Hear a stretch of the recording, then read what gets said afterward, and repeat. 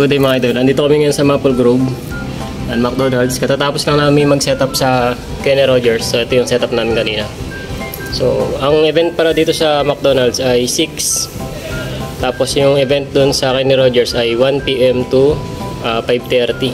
So nagpang-abot sila ng oras. Kaya ginawa namin, pumunta kami sa McDonald's para i-advance setup yung para mamayang 6. So ito yung backdrop namin.